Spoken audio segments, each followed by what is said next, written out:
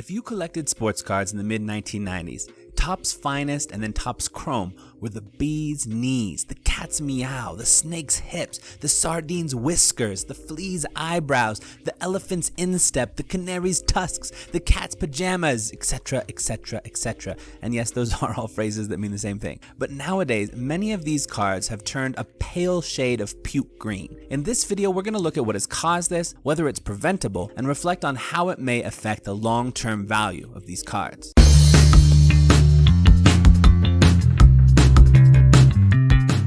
What cards are affected by greening, hulking? The first premium non-paper cards that hit the market were in 1993 with the release of Topps Finest. And any chromium cards released by Topps between 1993 and 1998 are affected by this. Topps changed things in their production process after 1998, so anything from 1998 onwards shouldn't have the same effect. What causes greening hulking? Now, I don't know the actual chemistry behind the whole thing, but essentially the issue has something to do with how the specific type of ink that was used in the printing process interacts chemically with the chromium materials used on the card. Over time, this chemical interaction causes the greening to happen. I have a Finest or Chrome card from those years that isn't green. I'm so super lucky, right? From what I understand, it is inevitable that the greening process will eventually happen to all the Finest and Chrome cards printed during those years. There is simply no way around it. Even cards that were slabbed early on after they were produced have eventually met this fate. Some people have tried different things to prevent it, thinking it may be caused by UV light or by humidity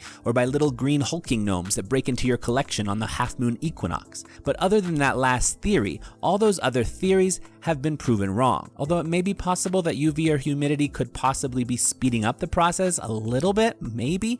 But even cards that have never seen the light of day and are open from packs for the first time since the factory floor have become green. The only way the chemical reaction can be prevented is essentially to throw your cards into a fire pit, which would cause a much more immediate and violent chemical reaction to occur, but would technically prevent the greening. But unless it's a Scott Skiles Finest base card, I wouldn't recommend throwing it into a fire pit. But seriously, if you have a non-green card from these years, fully expect it to become green. So if you're planning on buying a Topps Finest or Topps Chrome card from those years, like for example the extremely popular Topps Chrome Kobe Bryant rookie, fully expect it to become a dull shade of puke green at some point if it isn't already. How does this affect the long-term value of these cards? Now, in considering this question, there is inevitably going to be speculation. People may have different opinions on this, so keep that in mind. But also keep in mind that there are people who have some of the more valuable of these cards and really don't want their value to drop insanely, so they have ulterior motivation to want some of these cards to keep their high value.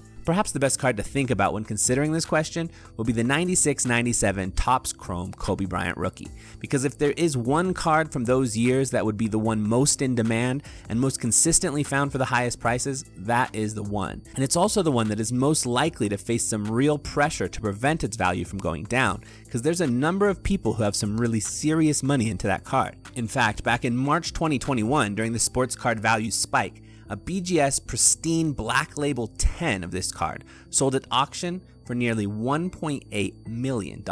So yeah, people who spent gobs on this card have real incentive to try to keep its value from dropping. And in many ways, the Topps Chrome rookie really is the rookie card of Kobe to a lot of people. It is the most iconic of all the rookie cards from one of the most iconic players there is for many sports card collectors. All that being said, I absolutely believe the greening hulking will affect the long-term value of this card. If it was the only Kobe rookie out there, maybe it would be a different story. But being that there are actually quite a lot of really amazing looking Kobe rookies from 96-97, it is hard to imagine how this card could remain as the iconic rookie, especially once they're all green.